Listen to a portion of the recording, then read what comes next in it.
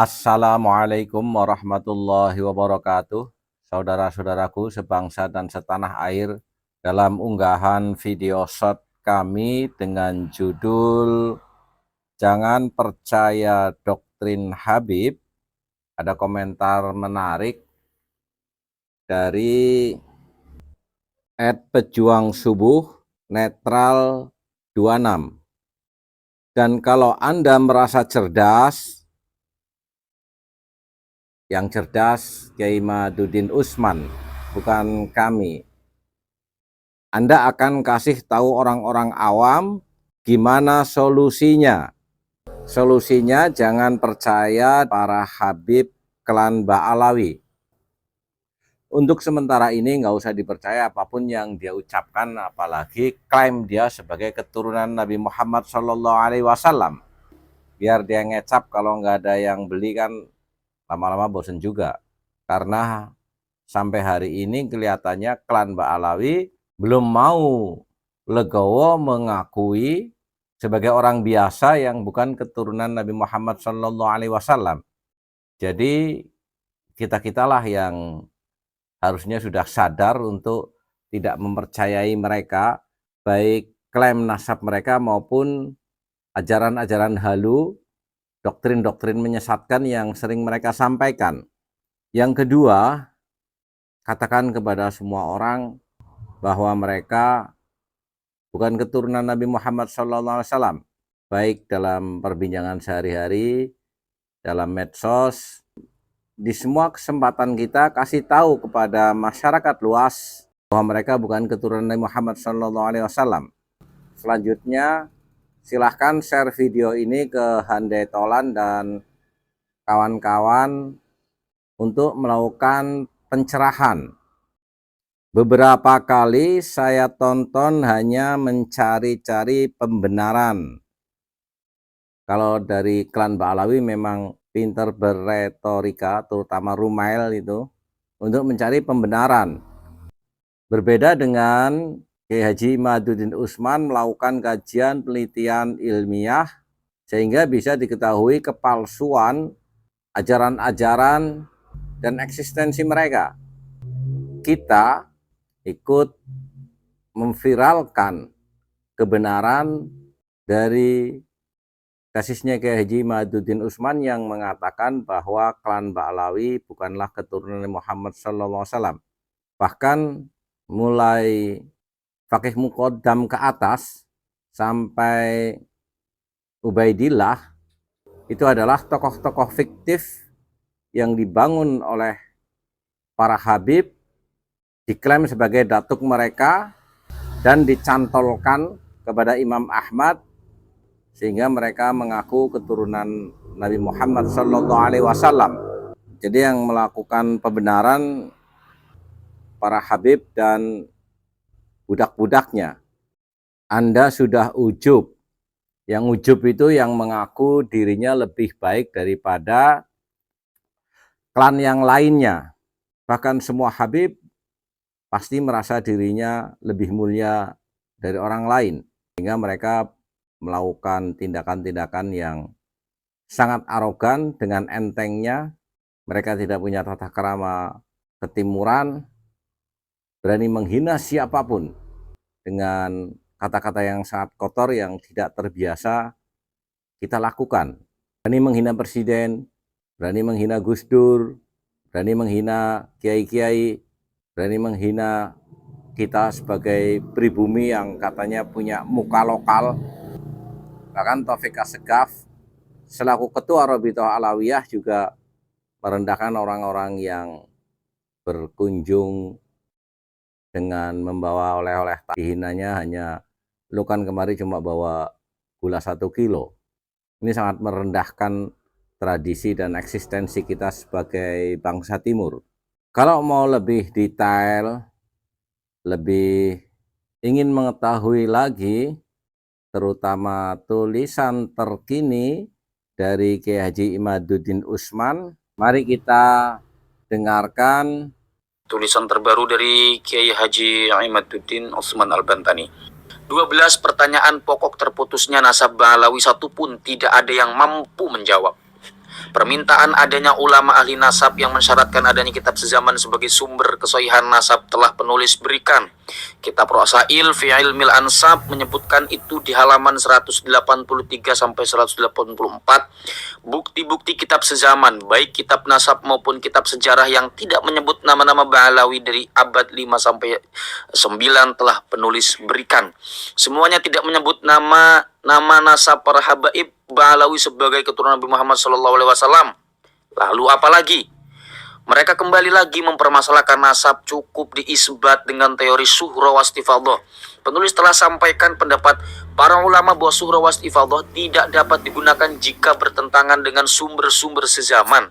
Sumber sezaman dengan nama-nama nasab Ba'alawi dari abad 5 sampai 9 tidak menyebut nama-nama itu sebagai keturunan Nabi Muhammad SAW. Bahkan nama-nama itu sebagian hanya nama fiktif belaka. Lalu apalagi? Kitab Sajarah Al-Mubarakah kembali dipermasalahkan. Katanya bukan karya Imam Fakhruddin Ar-Razi yang wafat tahun 660 Hijriah. Kitab itu jelas kitab Imam Fakhruddin Ar-Razi, kata Kiai Mat. Ini jawabannya ya. Dicatat dalam manuskrip itu bahwa iya, kitab yang ditulis Imam Fakhruddin Ar-Razi. Manuskripnya jelas ada, tempatnya jelas disebut, nama penulis naskahnya jelas disebut, tanggal penulisan naskahnya jelas disebut. Lalu apalagi? Mau mencari kitab sezaman dengan Ubaidillah di abad keempat, di abad 4 tidak akan menemukan. Mau mencari kitab sezaman dengan Alwi dan Muhammad bin Alwi di abad 5 tidak akan menjumpai. Mau mencari kitab sezaman dengan Alwi II, Ali Kholi Qasam, mau Sahib Mirbat dan Ali Ayah Faqih Muqaddam di abad 6 tidak akan terdeteksi. Mau mencari kitab sezaman dengan Faqih Muqaddam Alwi Ibnul Faqih di abad 7 tidak akan terkonfirmasi. Mau mencari kitab sezaman dengan Maula Dawilah dan Abdurrahman Asgaf di abad 8 tidak akan nampak. Kenapa tidak akan menemukan kitab yang sezaman di semua tingkatan itu yang menyebut mereka sebagai cucu Nabi Muhammad SAW? Jawabannya hanya satu, karena mereka memang benar-benar bukan cucu Nabi Muhammad SAW. Dengan bahasa apa lagi penulis harus menyampaikan? Jika umpamanya keturunan Nabi Muhammad SAW yang lain tidak ditulis dalam kitab sezaman dengan mereka antara abad 5 sampai 9, bolehlah kita menyatakan bahwa nasab Ba'alawi juga ketika tidak disebutkan bukan berarti tidak ada. Tetapi kenyataan menyatakan dari abad 5 sampai 9 itu cucu Nabi Muhammad SAW yang lain ditulis dan disebutkan. Anak Ahmad bin Isa ditulis dan disebutkan setiap generasi. Tetapi di antara cucu Nabi Muhammad yang ditulis itu tidak disebut ada yang namanya Ubaidillah dan keturunannya. Lalu berdasar apa orang harus percaya Ba'alawi sebagai cucu Nabi ketika leluhurnya tidak disebut sebagai cucu Nabi? Apakah kita harus berpura-pura mengakui dan berpura-pura menemukan? Atau apakah demi membela nasab Ba'alawi seseorang harus berdusta dengan membuat manuskrip sezaman yang palsu? Penulis kira surga dengan segala keindahannya sangat mahal untuk ditukar dengan kedustaan untuk menyenangkan hati Ba'alawi. Lalu ada yang mengatakan Ibnu Hajar di abad 10 dan yang lainnya mencatat nasab Ba'alawi sampai kepada Nabi Muhammad SAW. Penulis jawab, betul, para ulama besar di abad 10 itu mencatat. Tetapi mereka mencatat di abad 10 itu karena sudah ada pengakuan dan penulisan kitab dari Ba'alawi di abad 9 Hijriah yang mengaku sendiri bahwa mereka adalah cucu Nabi. Lalu ulama-ulama ini mengutip. Orang mengutip bisa salah. Ulama tidak ada yang maksum. Mereka bisa salah menerima informasi yang mereka dengar lalu mereka catat dengan husnudzon tanpa meneliti. Itu bisa terjadi dan itu tidak berdosa. Penulis sendiri dulu telah mengisbat nasab Ba'alawi dalam kitab penulis Al-Fiqrah An-Nahdhiyah. Lalu sekarang ketika penulis tahu bahwa mereka bukan cucu Nabi, penulis menarik isbat itu. Jika Ibnu Hajar masih hidup dan mengetahui dalil-dalil keterputusan nasab Ba'alawi, tidak mustahil Ibnu Hajar akan menarik kembali pendapatnya itu. Begitu juga ulama yang lainnya. Ulama yang sudah wafat telah menjalankan tugasnya yang mulia sesuai dengan hasil ijtihadnya. Mereka mendapatkan pahala dengan ijtihadnya itu. Mereka akan masuk ke dalam surga Allah. Zaman ini adalah zaman kita yang masih hidup. Mari kita laksanakan tugas kita sebaik-baiknya sebagai ulama dengan mengetengahkan sumber-sumber yang lebih mudah dan lebih mudah kita dapatkan daripada zaman Ibnu Hajar dan yang lainnya itu.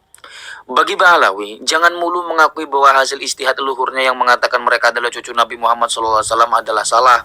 Itu bukan hal yang hina. Bahkan leluhurnya bisa jadi akan berterima kasih kepada Anda semua karena dengan itu kesalahan selama ini tidak akan terus berlanjut sampai kiamat.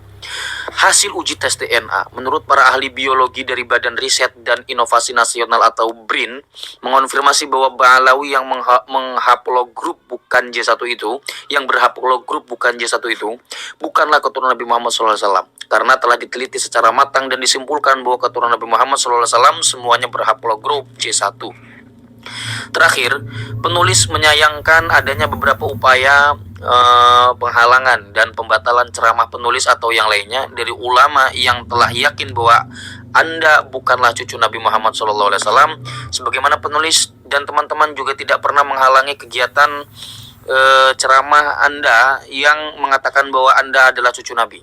Walaupun yang demikian itu sangat mudah kami lakukan. Penulis orang NU yang diajarkan adab dan rasa malu. Tidak mungkin penulis memobilisasi massa untuk menghalangi kegiatan orang lain, kecuali jika sudah membahayakan untuk agama, bangsa, dan negara. Masalah nasab itu bagi kami belum ke taraf itu, walau bisa saja mengarah ke sana. Yang penulis minta adalah kesadaran dan kebijaksanaan. Oleh karena itu yang penulis protes adalah organisasi Anda, bukan kegiatan Anda. Apalagi ini masa pemilu. Mari kita bantu pemerintah untuk dapat menjalankan kegiatan rutinan pemilu ini dengan sukses, lancar, dan aman.